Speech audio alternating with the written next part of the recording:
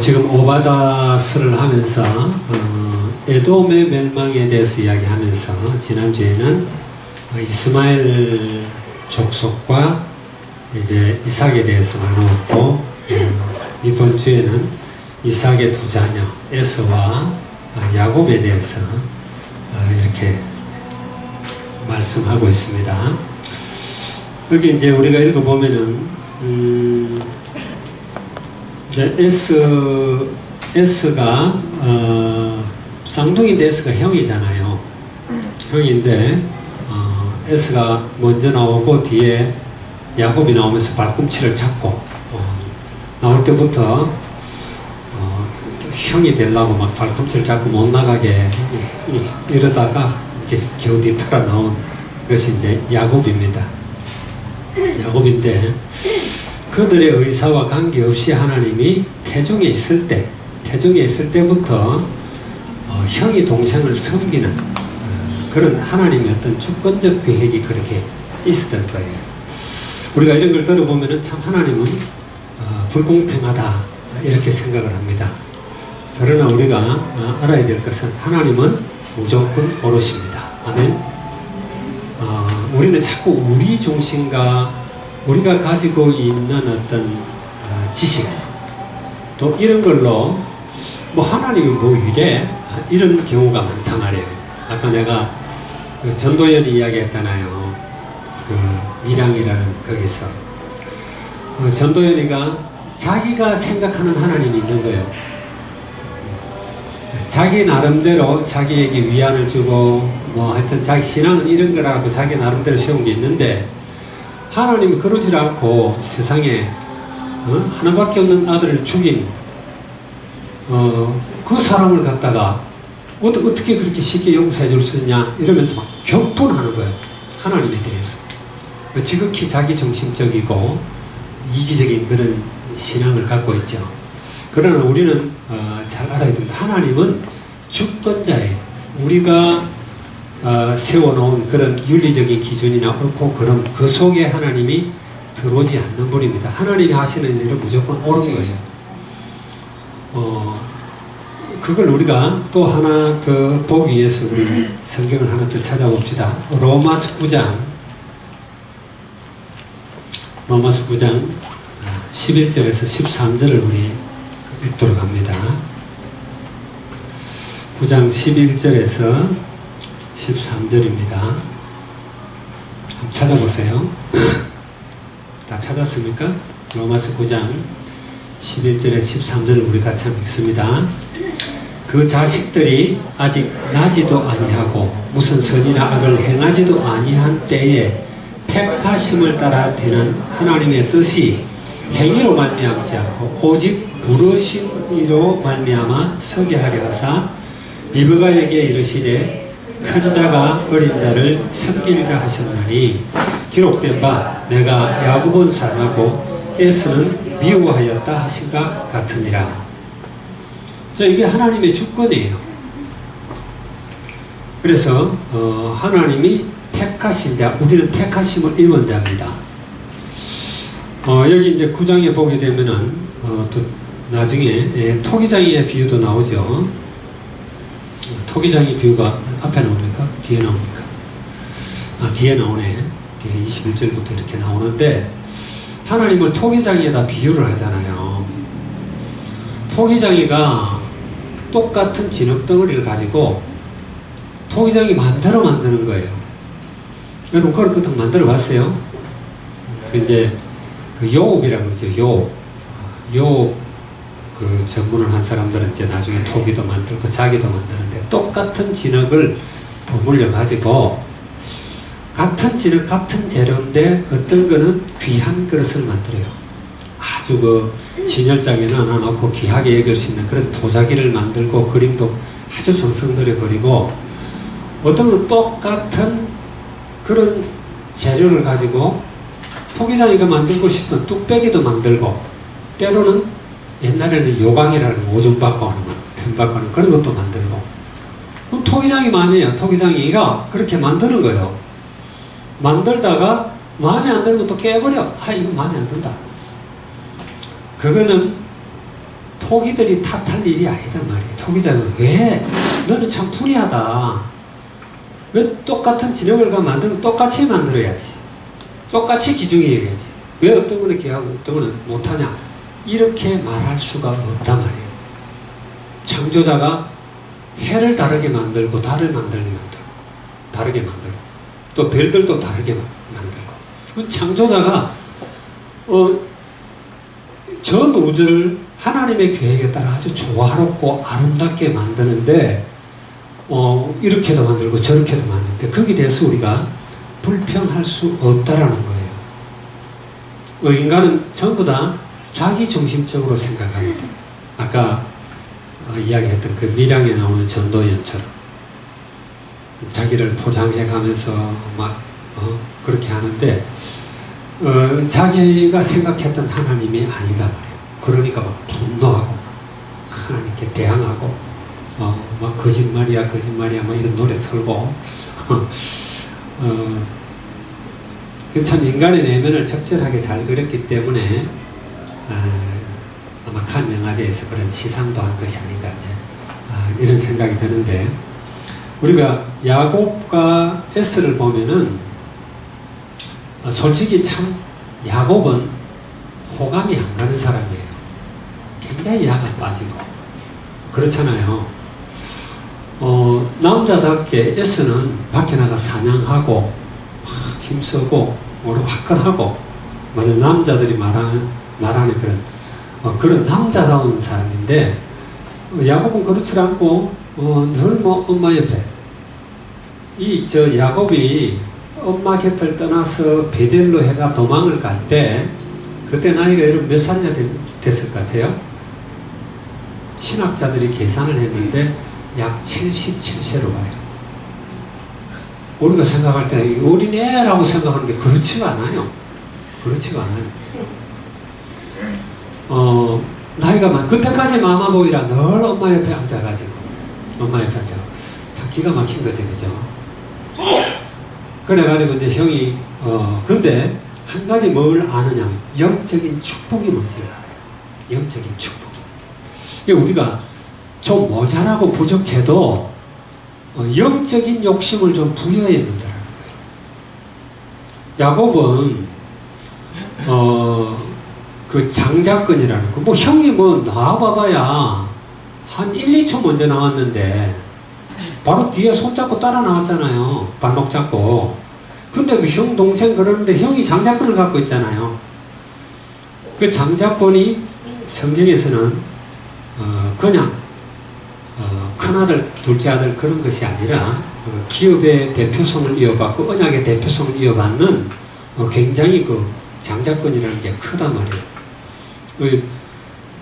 이스라엘의 12아들 중에 제일 큰 아들이 르우벤인데 영적인 장자권은 요셉에게로 내려갔더라. 그런 말이 있어요. 그리고 장자권은 그렇게 내려갔지만은 그래도 더 축복받은 12아들 중에 하나들이 누구냐면 유다예요. 유다를 통해서 그리스도가 태어나도록 그렇게 한다면 이게 하나님 절대 주권이에요. 주권인데 야곱은 장자권이 얼마나 큰가, 장자권이 얼마나 놀라운 것인가를 알았기 때문에 어쨌든 형을 속여서라도 어떤 그런 기가 막힌 어떤 환경을 만들어서라도 그 장자권을 빼내려고 노력하는 그런 약삭빠른 사람이에요. 형이 사냥해와서 막 배가 고프고 이러니까 팥죽을 끓여놔놓고 엄마 지는 먼저 먹었겠지? 먼저 먹든지 하여튼 배가 안 고픈 거야. 그래 놓고는 형이 막 배가 고프다고 막 이러니까 팥죽을 끓여놓은 걸 갖다가 장자권 그거 처음에는 내가 팥죽 주겠다. 팥죽 한 그릇에 장자권을 팔아버릴 만큼 에스는 그 영적인 축복을 우습게 생각을 했고 반대로 야곱은 그걸 굉장히 귀중하게 생각한 거예요. 그러니까 눈에 보이는 세상에 나타난 이것보다는 보이지 않는 하나님으로부터 흘러내려오는 그 축복의 흐름이 얼마나 큰가 하는 걸 이 야곱은 알았단 말이에요. 그래서 에서는 그걸 우습게 생각을 한 거예요. 물론 이것도 하나님이 주권 속에서 되어진 거예요. 뱃속에 있을 때부터 하나님이 야곱을 축복을 하셨어요. 무슨 축복이냐? 우리가 생각해 볼 수 있죠. 그죠? 그게 영적인 것을 사모하고 언약을 귀중하게 잡는 그런 것들을 태어나면서부터 그렇게 하나님이 작정을 하셨단 말이에요. 목사님도 7남매입니다. 7남매 중에 내가 딱 중간이에요. 중간이 몇 번째죠? 네 번째. 네 번째. 후에 누님 한 분 있고 형님 두 분 있고 내 밑에 동생 둘이 있고 남동생 둘이 있고 여동생 하나 있어요. 난 딱 중간이에요. 중간인데 옛날에는 요즘하고 틀려가지고 어른들이 여자들이 애기 놓다가 많이 죽었어요. 그래 목사님 위에도 죽고 밑에도 바로 밑에도 죽었어요. 내 밑에 동생은 내가 기억이 나요. 형은 기억이 안 나죠. 언제 죽었습니까?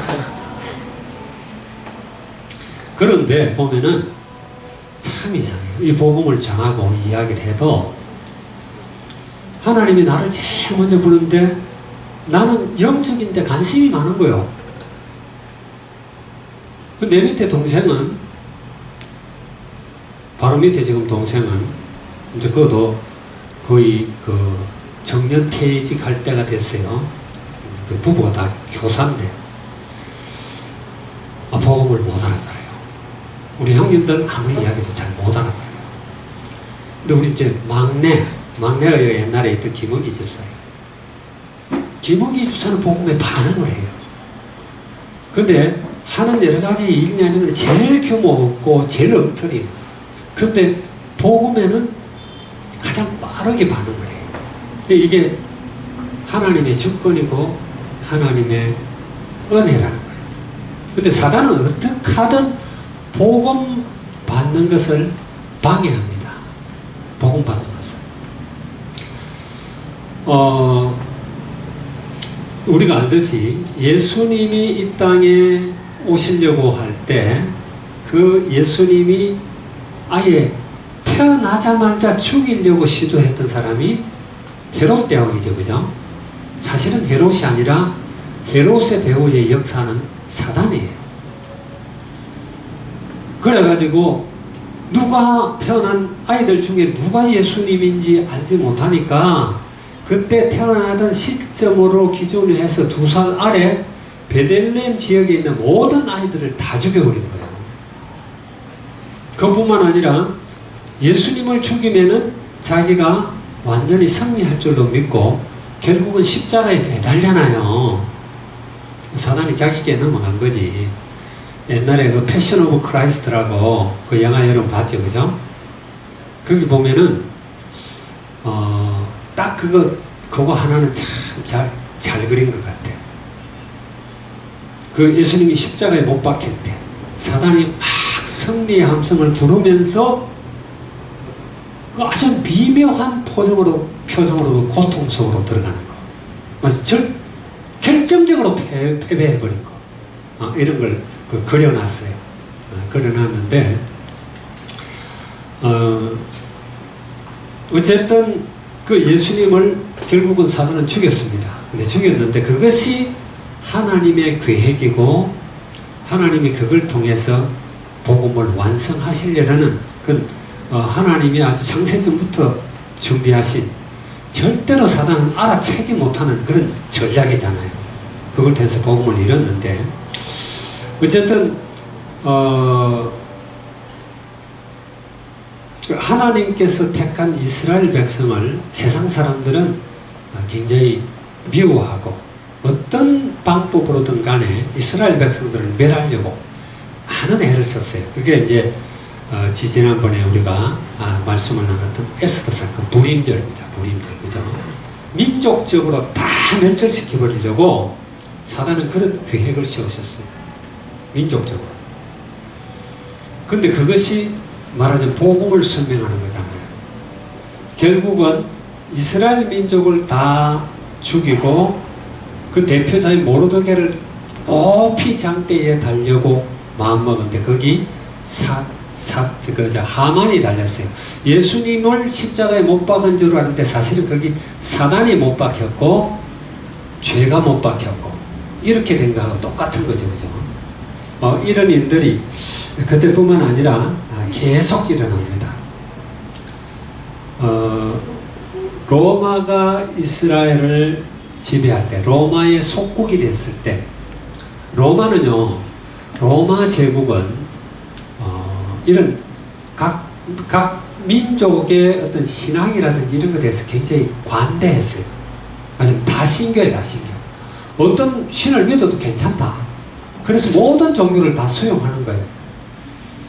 로마 제국은 딱 하나, 완전히 이렇게 잡고 지고 움직이려고 하는 군인이에요, 군인. 군인 빼놓고 종교들은 다 수용을 해요. 수용을 하는데, 단 조건이 뭐냐? 모든 너희 민간 신앙을 믿을 수 있다. 그러나 그것도 믿고 로마 황제가 신이라는 것도 인정하라 해요. 인정하라. 그리고 그게 로마 황제를 신으로 다 신격화시키잖아요. 그런데 유대인들은 종교를 수용하는 데 있어서는 별 문제가 없어. 근데 로마 황제를 신으로 인정하는 거, 이거는 절대 거부하는 겁니다. 그러다 보니까 로마 황제들이 유대인들을 멸절시키려고 무진해를 썼어요. 그래서 그 첫 번째 대대적인 핍박이 이제 네로 때부터 있었죠. 네로 때. 네로 황제. 여러분 네로 황제에 대해서는 많이 들어봤을 거예요. 들어봤을 거고 그런 영화들도 많이 나왔고 특별히 커바디스 도미네라는 이런 영화들 보면은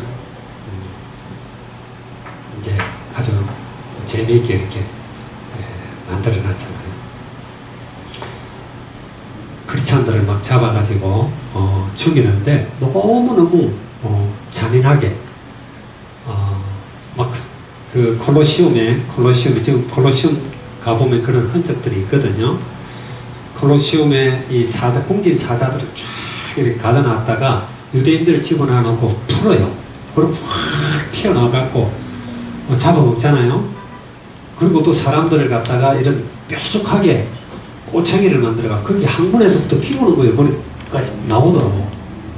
그래 놓고 거기에 콜타를 부어가지고 불을 붙여요. 그럼 불이 타잖아요.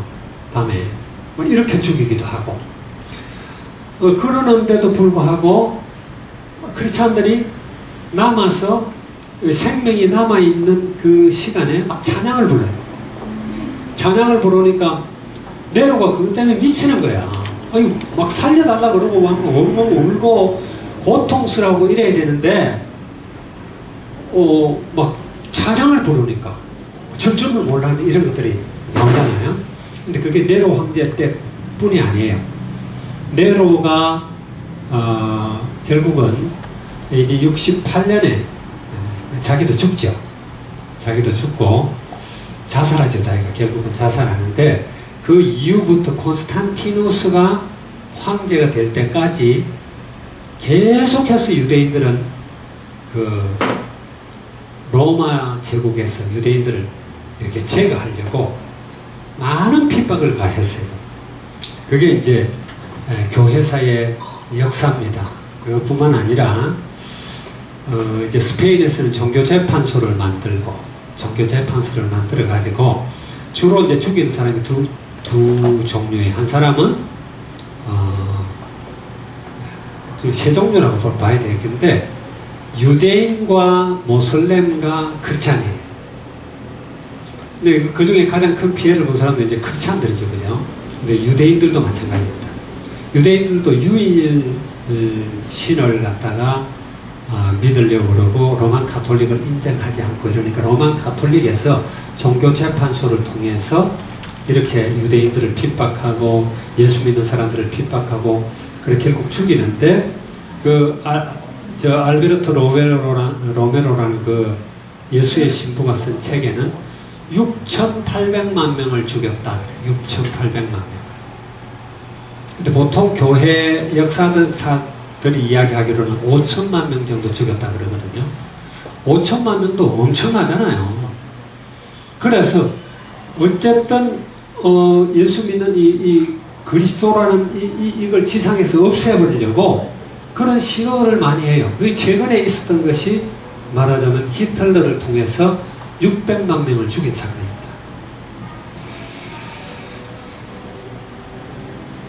그래서 우리는 사단이 실제적으로 활동을 하는데 우리는 사단이 눈에 안 보이기 때문에 그걸 인정을 못 하는데 눈에 안 보이지만 사단은 언제나 정치라든지 또 여러 가지 이런 종교적인 핍박이나 이런 걸 통해서 실제적으로 역사를 하고 있다는 이걸 우리가 알아야 됩니다. 그리고 이제 에돔은 말하자면 에스의 자손들은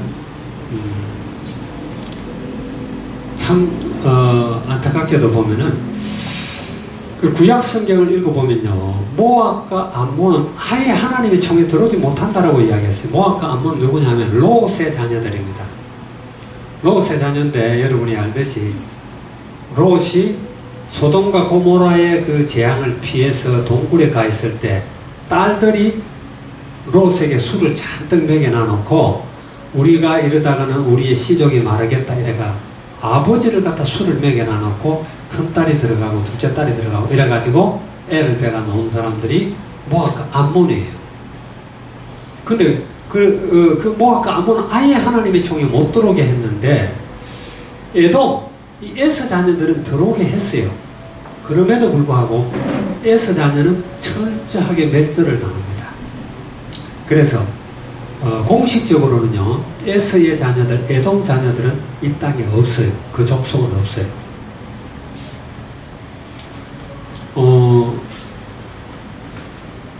내가 그 성지순례를 가가지고 두 번을 갔던 때가 페트라라고 하는 페트라라고 여러분 혹시 책에서 봤어요?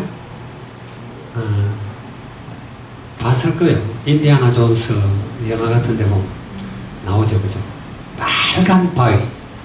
빨간 바위인데 막 협곡이 협곡. 바위 틈새에서 이렇게 위에다 쳐다보면 막 90도로 어떤 거는 막 오히려 90도 넘게 막 110도 이렇게 꺾어져 가지고 그런 협곡에 높이도 어마어마하게 높고 그런 바위로 암벽으로 만들어진 그런 도시가 있어요. 그런 도시 안에 큰 사원을 만드는데 부처라든지 이런 걸 보통 만들면 큰 돌을 깎아 만들어 갖다 세우잖아요. 근데 이건 그게 아니라 그 바위 절벽을 갖다 깎아가지고 사원을 만들어요. 거기를 돌을 쪼아가지고. 그러니까 지진이 나도 그건 안 없어지는 거예요. 그래서 세계 7대 불가사의 중에 하나예요. 근데 거기에 에돔 족속들이 살았어요. 세일산이라고 그러거든요. 세일산. 에돔 족속들이 성경에 보면 세일산으로 가서 살았는데 이들이 나중에 나바티안족이라고 그러는데 나바티안족들에게 쫓겨서 이두메 지역으로 도망을 갑니다. 이두메 지역으로 도망을 가고 세일산에도 많이 남아있고 세일산이 그 페트라라고 하는 지역이에요. 그 에돔 족속들이 살았던데 우리 산꼭대기에 올라가서 에돔 족속들이 만들었던 산당을 봤어요. 그들이 제사를 어떻게 지냈는가. 자기 나름대로 자기들이 무상에 섬기는 그런 신전을 그 산당을 이렇게 만들어 놨던 데를 올라가 보기도 했는데 어쨌든 그 문화는 찬란합니다. 찬란하고 사도 바울이 이렇게 다마스커스로 가다가 예수님을 만나게 되고 거기서 인생이 싹 바뀌잖아요. 바뀌고는 바로 이렇게 예루살렘으로 가지 않고 아라비아로 갔다라고 되어 있어요. 아라비아에 가서 한 3년 동안 거기서 기도 생활을 하고 영적 생활을 했는데 그 장소가 페트라라고 이야기를 해요. 그래 이제 고린도후서 11장인가 보게 되면은 아레다 왕이라고 나옵니다. 아레다 왕. 그 왕이 나바티안의 그 왕이에요.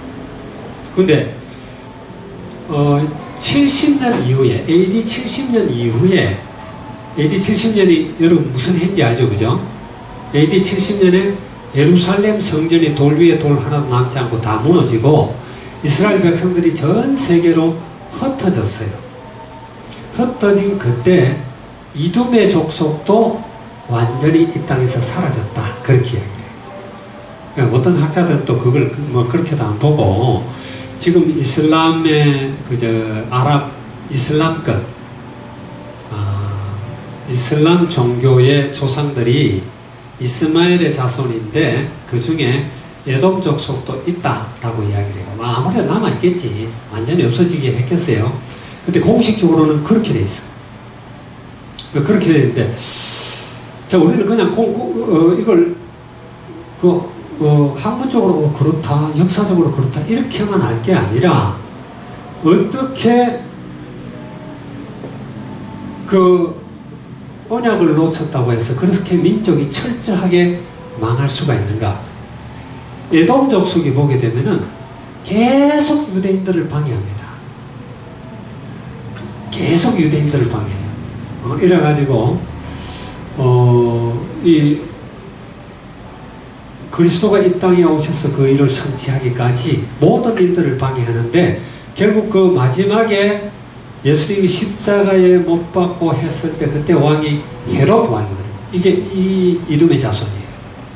이래가지고 끝까지 예수님의 이 복음 사역을 방해했던 바로 이제 에스의 자손들이에요. 에스가 언약을 우습게 여겼는데 그 자손들이 계속 그랬어요. 그래가지고 하나님이 철저하게 망하게 만들고, 이제 유대인들은 그렇게 계속 민족이 멸절되도록 하는 그런 가운데서도 하나님은 꼭 시대 렘넌트를 남겼다. 렘넌트, 남은 자들이죠. 언약 가진 자들. 이 시대에 여러분들도 나는 렘넌트라고 믿습니다. 아멘. 렘넌트 일어나라, 그런 찬양 예배 시간에 하고 그랬는데, 정말 복음을 알아듣고 그리스도가 누군지 알고 또 우리 예수 믿는 사람들이 해야 될 사명이 뭔지를 아는 사람들, 그 사람들이 렘넌트입니다. 우리 주변에 어떤 일이 일어나든 어떤 환경 조건과 관계없이 언약 잡고 끝까지 남는 자, 그 사람을 우리는 렘넌트라고 그래요. 그래서 이 시대에 여러분들도 이삭의 자녀 중에 야곱처럼 내가 비록 모자라, 내가 비록 여러 가지로 비교적 조건적으로 많이 부족하다 할지라도 정말 언약 잡고 있으면 하나님이 하나님의 계획을 이루는 일에 우리를 귀하게 쓸 줄로 믿습니다. 우리 한번 이렇게 보도록 합니다. 1번에 하나님이 이삭과 리브가에게 후대에 가는 약속을 주셨습니다. 그게 오늘 읽은 23절이고요. 자, 두 국민이 태중에 있다. 두 국민이 태중에 있다. 참 하나님이 어떻게 아브라함을 통해서 그런 일을 이뤘는가. 한쪽은 굉장히 저주고 한쪽은 축복인데, 아브라함의 자손을 통해서 종교가 지난주에도 이야기했잖아요. 그죠? 유대교가 있고, 이슬람교가 있고, 천주교가 있고, 개신교가 있고, 세계의 아주 주류 종교 몇 개가 아브라함의 자손들 중에 이렇게 나와요. 그 중에 바로 바른 언약을 붙들고 나온 사람들이 저와 여러분인 줄 믿습니다. 이게 그 리브가의 태중에서부터 두 국민이 있었다. 그러니까 하나님께, 이 두 국민이라기보다 하나님께 속한 자와 사단에 속한 자, 영적인 사람과 또 이 땅에 속한 이런 두 국민이 있었다 하는 주권을 이야기하죠. 두 민족이 복중에서부터 나누어진 자, 복중에서부터 둘이서 많이 싸웠어요. 그렇게 되어 있잖아요. 싸우는지라 나올 때도 막 서로 먼저 나오려고 싸우는데 결국 야곱이 지긴 했는데 발뒤꿈치를 잡고 나왔어. 그런데 하나님은 아예 처음부터 큰 자가 작은 자를 섬길 것이다. 그래서 저는 그래서 창세 전에 하나님이 우리를 하나님의 자녀로 택정하셨다. 그리고 그리스도 안에서 하늘에 속한 모든 신령한 복으로 복 주셨다. 이거 생각하면은 정말 나의 나된 것은 아무것도 아니다. 하나님 은혜일 뿐이에요. 그렇잖아요. 그죠? 여러분 하나님 은혜라고 생각하죠. 그죠? 아마 또 그렇게 감이 잘 안 와닿는 사람도 있을 거예요. 왜냐하면 엄마 아빠가 잘 믿기 때문에 그런 사람들. 나는 그렇지 않거든. 우리는 그쪽에는 복음이 뭔지 전혀 모르던 그런 동네, 교회도 없던 동네. 시골에서 아주 산골에서 자랐고, 그래서 오늘 밥 먹으면서 감자를 어떻게 심는지, 고구마를 어떻게 심는지 그런 이야기를 하는데, 나는 봤거든. 나는 해봤고, 나는 시골에서 농사 짓는 거 싹 다 내가 해보지는 않은 것도 있지만 다 봤어요. 음식 만드는 것도 다 봤어요. 옛날에는 전부 집에서 다 만들었으니까. 옷 만드는 거, 실 만드는 거, 전부 다 봤어요. 그만큼 그런 산골에서 자라서 진짜 복음하고는 관계없이 시골에 살다가 딱 그냥 그렇게 살다가 죽음을 맞는 사람인데 어떻게 하나님이 나를 이렇게 불러내셔서 그것도 또요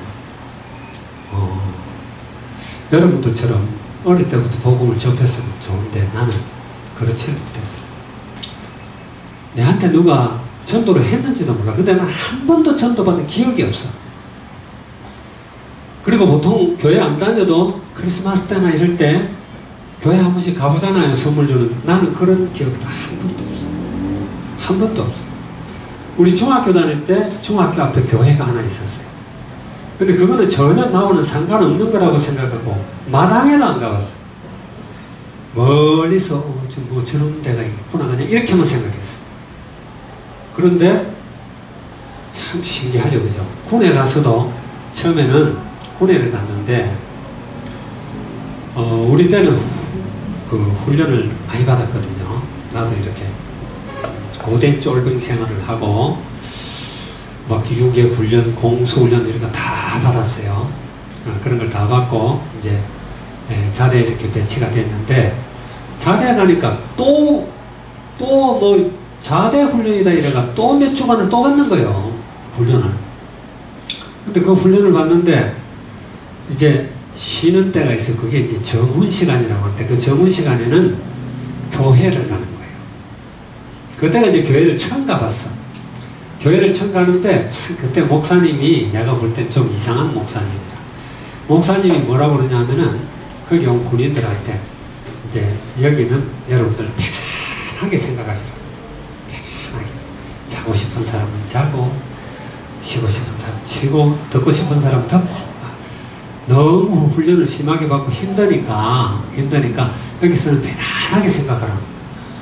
그 말을 그대로 믿고 들어가자마자 자는 거예요. 그냥 나올 때까지.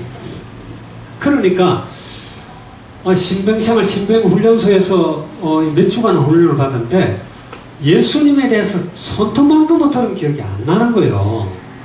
군에 갔어도 그때가 하나님의 시간표가 아니라. 근데 이제 부대에 있다가 새로운 부대를 저 김포공항 쪽에 창설을 해요. 창설을 하는데 요즘처럼 좀 그때도 긴박한 때였는지 북한에 있는 특수부대가 있어. 구구여단이라고. 그 구구여단에 대응하는 부대를 하나 만든다 이래갖고 우리 부대가 차출이 됐는데 우리 부대는 좀 뭐랄까 비행기 잡는 부대가 됐어요. 나는 보병으로 있다가 훈련을 보병으로 받고는 이상하게 대공포 부대로 나중에 이제 한 군대 생활 한 1년 좀 넘게 하고 거의 한 1년 반쯤 했나? 그러고는 그쪽으로 갔어요. 근데 이제 비행기 잡는 부대. 그 비행기 잡는 부대에 갔는데 이제 고참 때죠. 그래가지고 이제 고참이 돼가지고 나중에 거의 제대 몇 개월 남겨놨을 때 우리 부대장이 아주 믿음이 좋은 사람이에요. 부대를 다 짓지 않았어요. 부대를 다 짓지 않았는데 부대 안에다가 교회를 먼저 지었어. 그렇게 힘들잖아요. 군에서. 부대 안에 교회를 먼저 짓고 부흥회를 여는 거예요. 부흥회를 열면서 부대원들에게 뭐라고 그러냐면은 예배를 참석하든지 보초를 쓰든지 둘 중에 하나라. 우리 부대는 그랬어요. 절반은 보초를 써요. 그리고 절반은 내음반에서 휴식을 해요. 그러니까 보초서든 부흥에 참석하든 둘 중에 하나. 그리고 우리 부대장이 이제 별 하나였는데 원스타였는데 그래서 보초는 맨날 서는 거니까 부흥회가 뭔가 한번 가보자 이래 간 거예요. 자, 그때가 하나님의 시간표였어요. 목사님이 처음에는 복음 이야기를 안 하고 막 세상 이야기를 하는데 너무 재미있는 거예요. 저 목사님 참 재미있다, 이야기 너무 잘한다. 난 속으로 이제 그렇게 생각했죠. 근데 보니까 뭐 이렇게 경력을 쭉 하는데 대학교만 뭐 7개인가를 졸업을 한 걸로 나와요. 그러니까 뭐 이제 학부하고 그 다음에 이제 대학은 MDB도 몇 개 하고 MA도 하고 MDB도 하고 그 다음에 THM도 하고 그 다음에 이제 박사과정 몇 개 하고 이러니까 학교를 그렇게 많이 나온 거예요. 근데 이 목사님이 막 이야기를 하는데 농사 짓는 것부터 해서 하는데 막 나물 박사야. 저 재밌다. 그리고 또 내한테 많이 유익이 되잖아요. 근데 둘째 시간 딱 갔는데 복음 이야기를 하는 거예요. 복음 이야기 하는데 귀에 속속 들어오는 거예요. 그냥. 와, 그렇구나. 내가 지금까지 몰랐던 것이 세상에 영적인 존재가 있다라는 것, 하나님이 있다라는 것, 인간에게 영혼이 있다라는 것, 인간이 죽으면 끝이 아니고 내세가 있다라는 것, 이 이야기를 하는데 깜짝 놀란 거예요. 왜 나는 이런 이야기를 한 번도 못 들어봤지? 그래가지고 이제 눈 감아라 그러고 영접할 사람 일어서라. 서섭지 않고 일어섰죠. 그때가 내가 상병이었어. 상병. 우리 때는 병장 제대가 별로 없어. 상병이야 그냥. 병장 어쩌다 한 명씩 병장 되고 거의 3년 다 채우도 그냥 병장도 못 달고 상병으로 제대를 해. 눈 감으라 그러는데 내가 일어서니까 옆에서 김상병님 일어섰어. 김상병님 일어섰어. 뭐 이런 소리 돌리고 그래요. 근데 예수 영접했어요. 그때부터 뭔지 모르게 막 하나님이 좋은 거예요. 그냥 좋고, 그러니까 이제 그때만 해도 이제 하나님을 믿어도 내가 구체적으로 성경도 안 읽어봤지 이러니까 내 나름대로 상상하는 하나님이야. 그리고 보초서를 가면 그 시간이 제일 좋아. 나 보초서를 가면 2시간 쓰거든. 2시간 쓰는데 그 대공포에다가 이제 이 총 탁 벗어서 무겁거든. 외문총 탁 걸어놔 놓고 철모도 무거우니까 벗어갖고 총신에 걸어놔 놓고 그리고 이제 하나님 보고 기도한다고. 근데 어떻게 기도해야 될지 알아야지. 모르잖아요. 그래서 먼저 북극성을 찾았어. 북극성. 나는 북극성 찾을 줄 알거든. 북두칠성에 이 바가지 이렇게 된 마지막 6번째, 7번째 그 별이 있어요. 그거하고 직선으로 5배 정도 멀리 있는 별이 북극성이야. 그러니까 이제 진북이라고 그러죠. 그죠? 하나님이 저쯤 계시겠지 하고 앉는 거예요. 또 모슬렘들처럼. 그래 이제 기도를 하면은 뭔가 이렇게 연상을 해야 되잖아요. 요즘 이제 가톨릭에서 관상기도라고 그러는데 그 뭐냐면 성경을 읽을 때도 1세기에 그 예수님이 있을 그 당시의 상황과 모든 걸 그림을 그리는 거예요. 그 속으로 내가 들어가갖고 막 그걸 상상하면서 글을 읽는 거예요. 그걸 관상법이라고 그래요. 기도도 그렇게 하는 거예요. 그러니까 이제 하나님을 그림을 그리는데 하나님을 어떻게 그려야 될지 내가 모르니까 옛날에 본 영화가 있거든. 모세라는 영화. 모세 영화를 봤을 때 그 찰톤 헤스톤이 10계명 만든 돌판 2개를 들고 시내산에서 내려올 때 보면은 머리가 이렇게 하얀 머리가 휘날리면서 빛이 확 나요. 하나님을 그걸 상상을 하는 거예요. 그리고 이제 거기서 뭐라고 말도 안 되는 소리를 내가 씹으랬어. 처음 생각하면, 요즘 생각하면 참 웃기는 일인데, 근데 하나님은 그렇게 해서라도 하나님을 알도록 만들었어요. 그때부터 너무 좋은 거예요. 너무 좋고, 내무관에서 이제, 완전 내가 그때 고참이니까, 상병인데도, 병장을 내가 그래도 한 2달인가 달고 제시를 했는데, 찬송가가 있어요. 찬송가하고 성경이 다 상호람이 있었어. 그럼 찬송가를 꺼내가지고 내가 태산을 넘어 흠곡에 가다 하고 또 그 야곱이 하는 그 노래 있죠. 그죠? 그거 두 개를 내가 익혀가지고, 그 노래가 그렇게 좋은 거예요. 그래, 이제 꺼내놓고 부르면은, 고창이 부르니까 쫄병들이 다 따라 불렀어. 다 따라. 어쨌든, 그런 식으로 이제 신앙생활을 시작하면서 내 내면을 바라보고, 나는 지금까지 뭘 했던가? 나는 도대체 어디서 와서 뭐라고 들어가려고 했던가? 아무 그것도 없이 그냥 살았던 게 너무 그냥 억울한 거예요. 공부하는 것도 이유가 있어야 되고 사는 것도 이유가 있었는데 나는 왜 아무 이유 없이 살아왔을까? 뭐 이런 생각이 드는 거예요. 자, 이런 것들 지금 내가 이야기하는 게 여러분한테 좀 지루할 수가 있는데 하나님의 주권을 이야기하는 겁니다. 내가 막 믿으려고 해 믿어진 게 아니에요. 하나님의 은혜예요. 나를 그런 자리에 갖다 놔놓고 나는 그래서 여기 우리 모인 우리 렘넌트들이 지금 복음이 들리든 안 들리든 상관없이 여기에 와서 앉혀놓은 것이 하나님의 계획이라고 봅니다. 아멘? 아무나 앉혀놓는 게 아니에요. 앉혀가지고 이 복음을 듣게 하고 이제 그게 사람마다 시간표에 따라 들리기도 하고 어떤 사람은 물론 영영 안 들리기도 하겠죠. 근데 하나님 그런 주권 속에서 에서와 야곱을 구분하셨다는 거예요. 그러니까 하나님이 나를 택하셨다는 거예요. 이걸 우리는 항상 감사해야 돼요. 영원한 생명을 주셨다는 거예요. 자, 두 번째 에서는 이삭의 첫째 아들이었습니다. 털이 많은 자였고 쌍둥이 동생 야곱의 형이었습니다. 그렇죠? 그리고 이제 이렇게 색깔이 붉었다 그랬죠. 아마 핏기가 많고 털이 많았다 그랬어요. 동생은 야곱에게 팥죽 한 그릇에 장작근을 팔았습니다. 이게 조그마한 일 같은데 작은 일이 아니에요. 그렇게 이제 에서는 이 장작권을 혹은 이 언약을 가볍게 여겼고 그래서 장제의 축복권을 뺏겼다. 여러분들이 다른 거는 욕심내지 말고 신령한 것은 욕심을 내세요.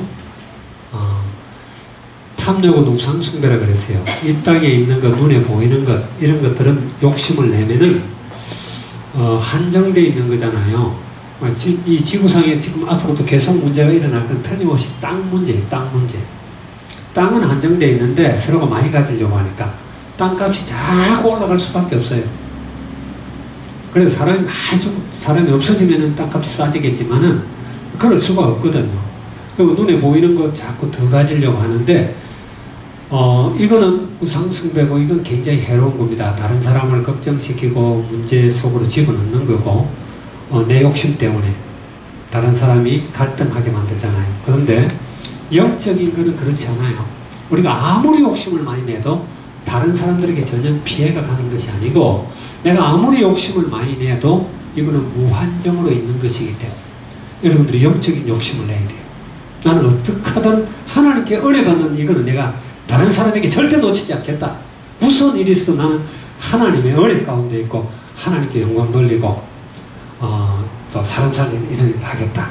이런 욕심은 여러분이 내야 될 줄 믿습니다. 아멘? 아멘이 안 되는 사람이 있나 봐. 그래서 야곱은 굉장히 이런 욕심이 많았어요. 아주 야가 빠질 정도로 많았죠. 그죠? 그래가지고 나중에 아버지가 축복할 때도 형처럼 속이고 엄마하고 짜고 속인 거 알잖아요. 그죠? 형처럼 털 많게 하려고 염소를 잡아가 염소털을 가지고 입히고 그런 온갖 사기극을 다 벌렸어요. 그러니까 세상적으로 보면 사기꾼이에요. 이거 사기꾼인데 영적으로 보면 그게 아니고 영적인 축복을 굉장히 사모했던 사람이에요. 뭐 그래가지고 축복권 이렇게 받는다고 해서 세상적으로 눈에 보이는 거는 별 손해볼 거 없으니까. 자, 세 번째입니다. 야곱은 이삭의 둘째 아들이었습니다. 형을 피하여 가다가 베델에서 꿈에 하나님을 만났습니다. 야곱이 도망가다가 베델이라고 하는 지역, 나는 베델에 가봤는데 여러분 안 가봐서 상상이 안 될 거예요. 돌산인데 희한한 이런 돌이 많아요. 하여튼 그런 데서 옛날에는 사람도 없고 짐승은 버글버글하고 외롭잖아요. 어쨌든 그런 데서 잠을 돌을 베개로 삼아 자다가 하나님을 만난 겁니다. 그리고 외삼촌 라반의 집에서 20년 동안 일하며 가정을 이루었습니다. 이 20년 동안도 편찮지 않잖아요, 여러분. 야곱이 천하의 사기꾼인데 외삼촌은 한 수 더 높은 사기꾼이에요. 이래가지고 사기꾼 야곱을 엄청 힘들게 만들죠, 그죠? 야복강가에서 기도하다가 천사와 씨름하여 이스라엘이란 이름을 얻었습니다. 아까도 이야기했지만 야곱은 다른 것보다 영적인 축복에 굉장히 욕심이 많은 사람. 기도하는 것도 욕심이 많고 우리는 다른 거는 본받지 말고 야곱의 이런 언약을 중요시하는 것, 또 하나님께 결사적으로 기도해서 하나님의 약속을 받아내는 것, 이런 것에 우리가 답을 내야 될 줄 믿습니다. 아멘. 렘넌트는 그래야 돼요. 그래야 하나님이 여러분을 통해서 일도 하시고 역사하시고 생명도 살리고 세계복음화도 하신단 말이에요. 이 일에 저와 여러분이 쓰임받는 그런 축복을 누리기를 주의 이름으로 축원합니다. 기도하고 마치겠습니다. 하나님, 오늘 이삭의 두 자녀라는 제목으로 말씀을 나눴습니다. 하나님 말씀을 통해서 하나님 모든 것이 하나님의 절대 주권임을 우리가 인정할 수밖에 없습니다. 우리의 우리 된 것은 하나님의 은혜인 줄 믿습니다. 우리가 세상에 눈에 보이는 것에 욕심을 부리지 않도록 주님 축복하시고, 무엇보다도 영적인 축복을 우리가 하나님 누구보다도 많이 누리고, 그래서 이 축복을 풍성히 누림으로 하나님께 영광 돌릴 뿐만 아니라 많은 사람들을 살리며 주의 소원인 세계 복음화를 이루는 데 우리 모두가 아름답게 쓰임받도록 주님 축복해 주시옵소서. 주님을 찬양합니다. 감사드리며 우리 주 예수 그리스도의 이름으로 기도하옵나이다.